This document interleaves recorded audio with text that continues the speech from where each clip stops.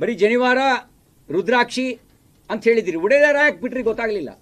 ಕೆಲವು ಮುಸ್ಲಿಂ ಸಂಘಟನೆಗಳು ಸರ್ಕಾರಕ್ಕೆ ಥ್ರೆಟ್ ಕೊಟ್ಟು ಆ ಥ್ರೆಟ್ನಲ್ಲಿ ಹಿಜಾಬ್ ನಿಷೇಧದ ಆದೇಶವನ್ನು ವಾಪಸ್ ತಗೊಳ್ಬೇಕು ಅನ್ನೋದು ಕೂಡ ಒಂದಿತ್ತು.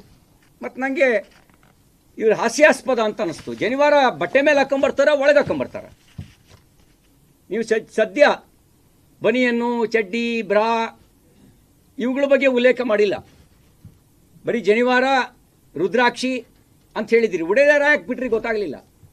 ಉಡೇದಾರ ಯಾರೂ ಯೂನಿಫಾರ್ಮ್ ಮೇಲೆ ಹಾಕೊಂಬರಲ್ಲ, ಒಳಗಡೆ ಇರುತ್ತೆ.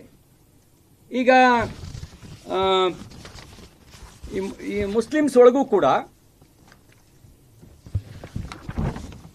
ತಾವೀಜ್ ಕಟ್ಕೊಡೋ ಪದ್ಧತಿ ಇದೆ, ತಾವೀಜ್ ಕಟ್ಕೊಳ್ಳುವಂಥ ಪದ್ಧತಿ ಇದೆ.